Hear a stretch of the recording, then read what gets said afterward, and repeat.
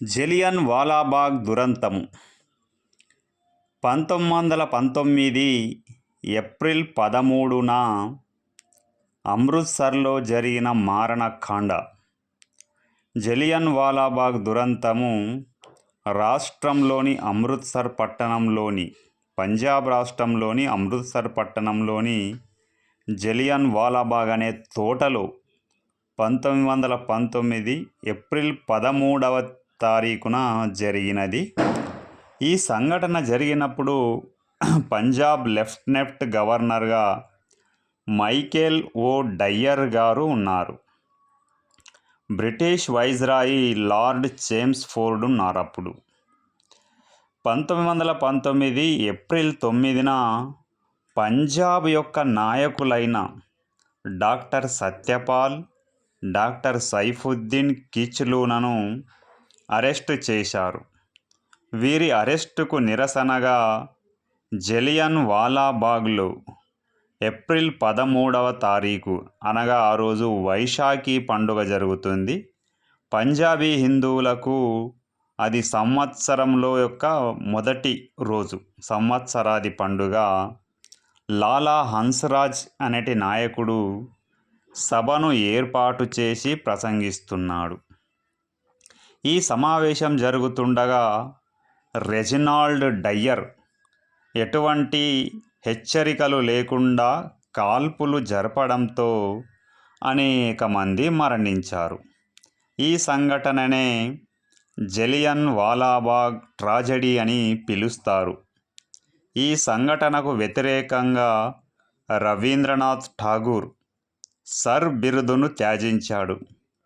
గాంధీజీ దక్షిణాఫ్రికాలో బోయర్ల యుద్ధం సందర్భంగా బ్రిటిష్ వారు ఇచ్చిన కైజర్ ఈ హింద్ బిరుదును త్యజించాడు. రవీంద్రనాథ్ ఠాగూర్కి గురుదేవ్ అనే బిరుదును ప్రదానం చేసింది గాంధీజీ గారు. జలియన్ వాలాబాగ్ దురంతంను ఏ మోన్స్ట్రియస్ ప్రొజెనీ ఆఫ్ మోన్స్ట్రియస్ వార్గా వర్ణించినది రవీంద్రనాథ్ ఠాగూర్. ఈ దురంతం సందర్భంగా ఆంధ్రాలో వచ్చిన నాటకము పాంచాలి పరాభవం అనే నాటకం వచ్చింది. దీని రచయిత దామరాజు పుండరీకాక్షుడు గారు.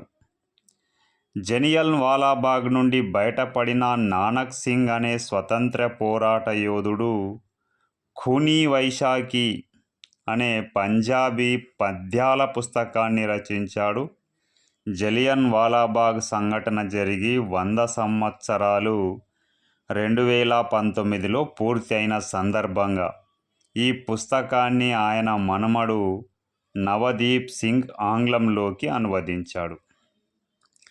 జలియన్ వాలాబాగ్ దురంతంపై నియమించబడిన కమిటీ హంటర్ కమిటీ. మదనమోహన మాలవ్య చొరవతో బ్రిటిష్ ప్రభుత్వం జలియన్ వాలాబాగ్ దురంతాలను విచారించడానికి లార్డ్ హంటర్ అధ్యక్షతన హంటర్ కమిషన్ను నియమించింది. ఇది పరీక్షల్లో చాలాసార్లు అడుగుతాడు. హంటర్ కమిషన్ దేనిపైన నియమించారు? జలియన్ వాలాబాగ్ దురంతాలపైన నియమించారు.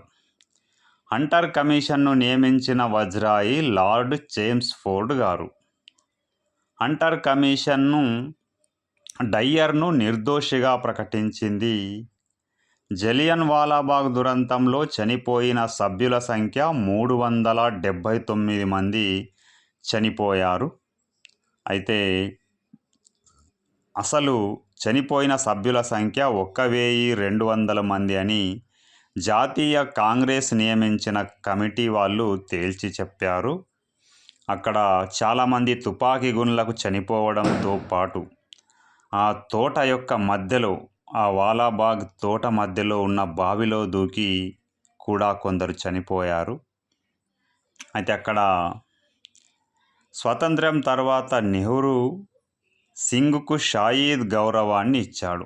ఉద్దమ్ సింగ్ అనే వ్యక్తి, ఈ ఎవరైతే డయ్యర్ ఉన్నారో, ఈ మారణకాండకు మూల కారకుడైనటువంటి డయ్యర్ను ఇంగ్లాండ్ వెళ్ళి ఇంగ్లాండులో ఆయనను హత్య చేయడం జరిగింది, ప్రతీకారాన్ని తీర్చుకున్నాడు. మైకేల్ డయ్యర్ గారు రచించినటువంటి గ్రంథము India has I knew it అనే గ్రంథాన్ని రచించాడు.